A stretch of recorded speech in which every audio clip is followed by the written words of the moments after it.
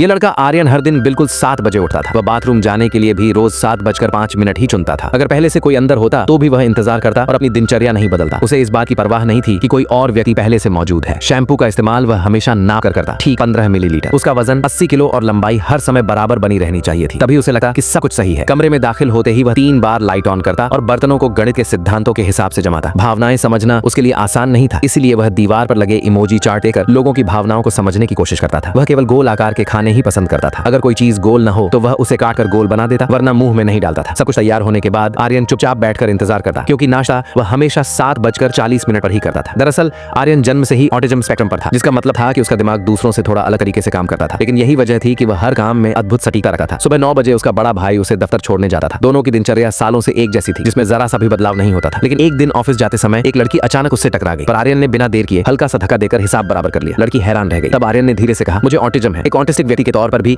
आर्यन अपनी दिनचर्या का सख्ती से पालन करता था। खाना खाने के बाद वह 20 मिनट बास्केटबॉल खेलता, फिर रोज 3 घंटे की फिल्म को छोटे छोटे हिस्सों में देखा था। तभी एक दिन उसे पता चला कि उसके भाई की गर्लफ्रेंड ने रिश्ता तोड़ दिया है, क्योंकि उसका भाई भी ऑटिज्म से जूझ रहा था। इस सदमे से दोनों भाइयों की जिंदगी बदल गई। अब वे देर से उठने लगे, टूथपेस्ट खत्म हो गया, नाश्ता भी नहीं किया। जब वे बाहर निकले तो भाई की बाइक स्टार्ट नहीं हुई और मजबूरन आर्यन पैदल ही काम पर चला गया। देर से ऑफिस पहुंचने पर उसका बॉस चौंक गया। जो इंसान समय का इतना पाबंद था, वो आज लेट कैसे हो गया। उसका भाई भी उस दिन आधा घंटा देर से घर पहुंचा। उस समय उन्हें समय पर खाना चाहिए था, लेकिन मौका नहीं मिला। इस वजह से आर्यन नाराज हो गया और उसका गुस्सा भाई पर फूट पड़ा। तभी जाकर उसे अपने भाई का दर्द समझ आया। आर्यन ने ठान लिया कि वह अपने भाई की गर्लफ्रेंड को वापस लाएगा, लेकिन लड़की की भावनाएं आहत थीं और वह बहुत नाराज थी। घर लौटकर आर्यन ने सोचा शायद वह लड़की उसके भाई के लायक नहीं थी। उसने भाई की स्थिति के अनुसार 13 शर्तें लिखी और कहा जो इन शर्तों को पूरा करेगी वही भाई के लिए सही साथी होगी। तब से आर्यन रोज लड़कियों से बातें करता, उनके जवाब नोट करता, तस्वीरें खींचता, लेकिन इतनी कोशिशों के बावजूद भी उसे कोई सफलता नहीं मिली। तब उसके भाई ने कहा, प्यार कोई सौदा नहीं, ये आकर्षण और भावना है। आर्यन ने बहुत सोचा, फिर अपनी एक दोस्त से मिला, क्योंकि जब तक वह खुद प्यार का अनुभव नहीं करेगा तब तक उसे भावनाएं समझ में नहीं आएंगी। उस दोस्त से मिलने के बाद आर्यन को नए जीवन का एहसास होने लगा। उसका दिल धीरे धीरे खुलने लगा, लेकिन अभी भी वह पूरी तरह तैयार नहीं था। वक्त के साथ उनकी बातचीत ने आर्यन को बदलना शुरू कर दिया। एक दिन भाई को बॉस का फोन आया कि आर्यन काम पर नहीं आया है। उसके पास मोबाइल भी नहीं था। वह अपनी दोस्त के घर पार्टी में था, जहां उसने नए दोस्त बनाए। रात 2 बजे जब वह घर लौटा तो भाई गुस्से से चिल्लाने लगा। उसने कहा कि वह ऐसे लापरवाह भाई के साथ नहीं रह सकता और अपना सामान पैक कर माता पिता के घर चला गया। अपनी गलती देखकर आर्यन ने बचपन की तरह खुद को एक बैरल में बंद कर लिया और कल्पना करने लगा कि वह ब्लैक होल के अंदर है। अगले दिन आर्यन वीडियो स्टोर गया और प्रेम से जुड़ी सभी फिल्में किराए पर ले आया। वह उन्हें बार बार देखकर सीखने की कोशिश करता रहा। इसके बाद उसने अपने दोस्तों के साथ मिलकर